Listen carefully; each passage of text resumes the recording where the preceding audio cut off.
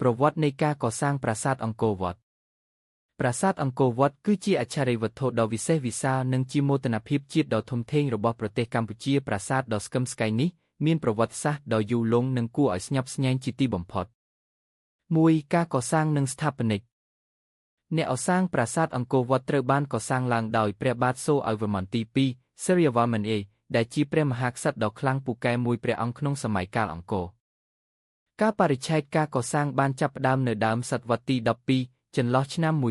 1113 ដល់ 1150 ដោយប្រើប្រាស់ពេលវេលាប្រហែលជិត40 ឆ្នាំទើបបញ្ចប់ជាស្ថាពរ 2. ជំនឿនិងសាសនាព្រហ្មញ្ញសាសនាដំបូងឡើយខុសប្លែកពីប្រាសាទមុនដែលភាគច្រើនឧទ្ទិសថ្វាយព្រះសិវៈព្រះឥសូរអង្គរវត្តត្រូវបានកសាងឡើងដើម្បីឧទ្ទិសថ្វាយព្រះវិស្ណុព្រះនារាយណ៍ដែលជាព្រះអាទិទេពថែរក្សាលោកក្នុងព្រហ្មញ្ញសាសនាព្រះពុទ្ធសាសនាសម័យក្រោយមកនៅចុងសតវត្សទី 14 ឬសតវត្សទី 15 នៅពេលដែលអាណាចក្រខ្មែរបានងាកមកគោរពព្រះពុទ្ធសាសនាថេរវាទប្រាសាទអង្គរវត្តក៏បានផ្លាស់ប្ដូរទៅជាកន្លែងសក្ការបូជានៃព្រះពុទ្ធសាសនាយ៉ាងខ្ជាប់ខ្ជួនរហូតដល់មានការតម្កល់ព្រះពុទ្ធបដិមាយ៉ាងច្រើននៅទីនោះដូចជានៅវិចិត្រសាលព្រះពាន់ជាដើម 3. ស្ថាបត្យកម្មនិងអត្ថន័យតំណាងឲ្យសកលលោកតាមបែបសាសនាអង្គរវត្តត្រូវបានរចនាឡើងដើម្បីតំណាងឲ្យភ្នំព្រះសុមេរុដែលជាកណ្ដាលនៃសកលលោកនិងជាទីគង់ប្រថាប់របស់ពួកទេវតាកំពូលប្រាសាទទាំង5តំណាងឲ្យកំពូលភ្នំព្រះសុមេរុគូទឹកបារាយជុំវិញប្រាសាទតំណាងឲ្យមហាសមុទ្រដែលព័ទ្ធជុំវិញលោក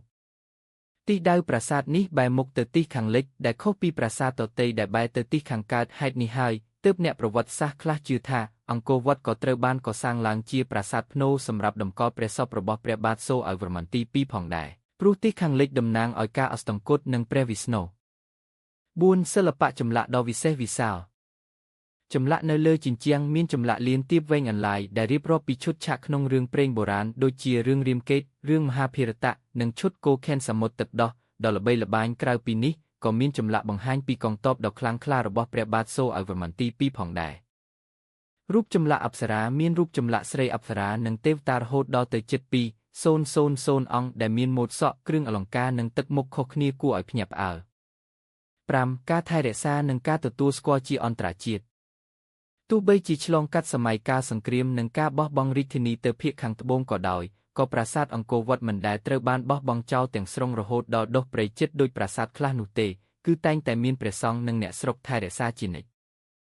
ឆ្នាំ 1992 ប្រាសាទអង្គរវត្តរួមបញ្ចូលទាំងរមណីយដ្ឋានអង្គរទាំងមូលត្រូវបានអង្គការ UNESCO ដាក់បញ្ចូលជាបេតិកភណ្ឌពិភពលោកនិមិត្តរូបជាតិរូបភាពប្រាសាទអង្គរវត្តត្រូវបានដាក់នៅលើទង់ជាតិខ្មែរគ្រប់សម័យកាលដែលបង្ហាញពីតម្លៃវប្បធម៌និងព្រលឹងជាតិខ្មែរមិនអាចកាត់ថ្លៃបានសូមអរគុណចំពោះការទស្សនា